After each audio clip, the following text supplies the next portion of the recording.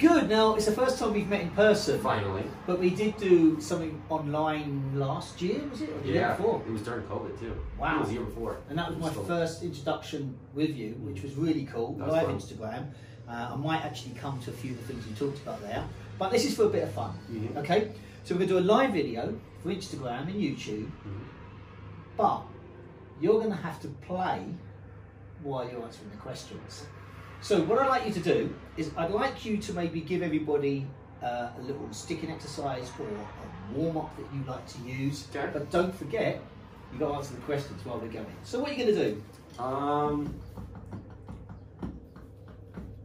Flam accents. Okay, so do you want to tell everyone what a flam accent is? Right flam. Yep. Left, right. Cool. In triplets. And then a left flam, followed by right, left. Okay, cool. So whenever you're ready, get them going. How are you feeling? Feeling good. Okay? How are you feeling? I'm good. I've got nothing to do. It's easy. This part's easy. I just like to watch you all sweat. Okay. So you're stranded on a desert island. Desert. Okay. And you've got all the amenities that you need. You've got your drum kit, you've got your cymbals, you've got everything you need. Okay. Okay. If you can only take one drum book, what drum book are you going to use? Stick control. Wow, good question, good answer, very quick. Bang, stick control. Okay, you can take one album, whether you want to use that for listening to, or whether you want to use that to play along to, or both. Dave Matthews Band, live or Red Rocks, 1995. Okay, why the live album out of interest? It just appeals to you, or the first one that came to your mind? No, that was the first album that I truly said, I love this album. I'm not doing very good at this game either. Yeah, that's fine. No one's done very good at this game, so that's fine. It's not a game, it's a bit of fun. It's hard. Yeah. It's the first album that honestly fell in love with. Okay, you're focusing on the drumming instead of focusing on the... Okay, so you can take one accessory, and what I mean by an accessory is anything that you want. So don't forget, you've got your drum kit, you've got your cymbals, so what do you want to take? Drum accessory? Could be anything. Phone charger. Brilliant. Now that's an interesting one, because everyone's sort of gone down the same answer as that, except you don't have your phone. Running shoes. Ah! Man after my own heart. Okay, which drummer, dead or alive, would you like to sit next to on a long haul flight? Carter Beauford. Okay, and do you know what you would ask him? Everything about his gear. Okay. Why his gear changed so much from the early 90s to now. Was it something you studied? Okay. Have you met Carter? I wish. Okay, so Carter, if you're watching this, please he probably is not, but I wish he was. Okay. Artist, dead or alive, that you would most like to work with? Rick Wright from Pink Floyd. Oh wow.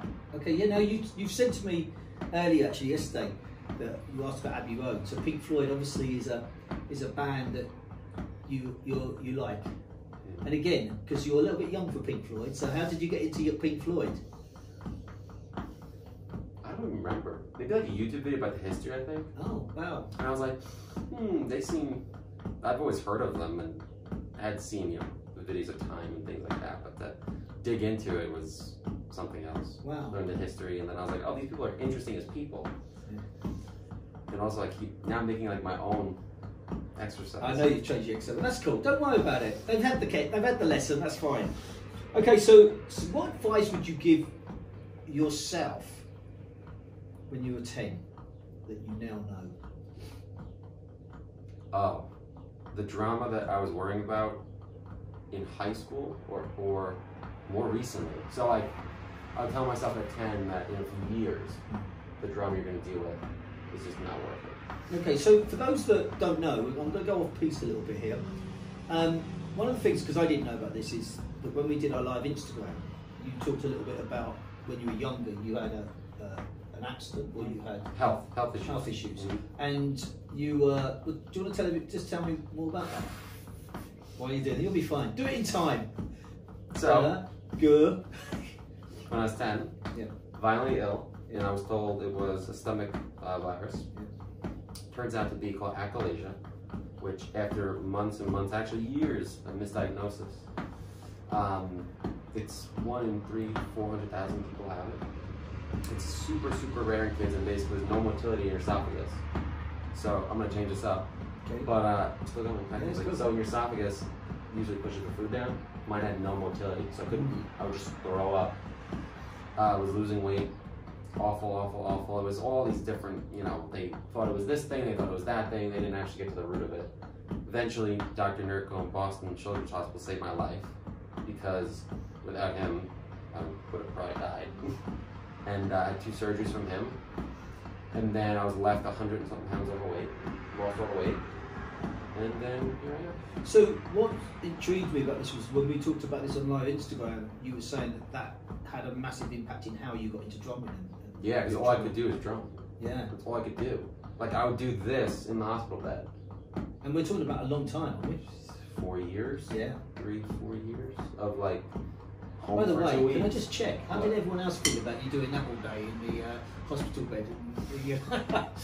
My dad sat in a chair like you're sitting right now, Right. and I would just go, Yeah. 4, 8. That's all I did. So you, I mean, for a young guy, you've actually been through the mill a little bit. Yeah, I grew up at like 10. Yeah. You know, I like became a semi-adult at 10. Yeah. And just has that impacted what happened to you then? Has it had any effect on the drummer that you are now? In what way? Anytime I was pushed down, or your drumming is this or that, it was like, okay, well, I'm not gonna care about that or whatever you say, because I dealt with real stuff this morning. Yeah. But really, like, just I feel like sometimes I'll get caught up in drama or stress that in the long term does not matter whatsoever. When I look back and I'm like, I was staring down death, and I was fine. So I'm gonna worry about this or that or this person or what this person said or what this person did. Screw that, I don't care anymore. Brilliant. Okay, good. Do you stretch before you go out and play? Yeah. Okay. But just pad work as well, or just? I'll do this. I'll do this. I've been having some issues up here. Okay. So what I've been doing is a lot of stretching my hand down, stretching the forearms out, which a physical therapist recently just told me about. And then I'll try to get like my fingers going before I play. Okay, so you've got one more question because you've done very well. You kept this going. Okay, nearly there. And again, I suppose this is related to you with your what you just talked about. You were 10. Have you got any advice that you would give to people watching this on how to use social media and the negativities that may come with social media? Well, how and the negatives are 2 different things. So the negatives for me is I've had to learn to realize that if a person is putting a mean comment or posting about somebody else, it's like, don't you still have some debt on your credit card you can pay? Right. Like, don't you have some weight to lose first? Right. You know, like, don't you have to get your life in order first before you start talking about other people? So once I started putting it that way, it's like, oh, if you're that low person to say negative stuff online, then I just like kind of laugh at you. Yeah. So that's the attitude to have, of like, you just do not care. I do not care what they say. Nope. The way to use it to better yourself, I think, or for me, it was more stand out.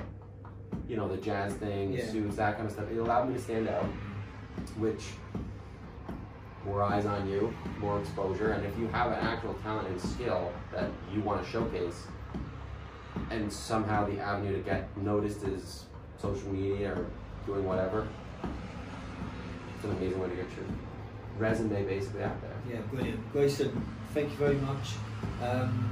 Keep inspiring the next generation, and you now may stop playing the drums.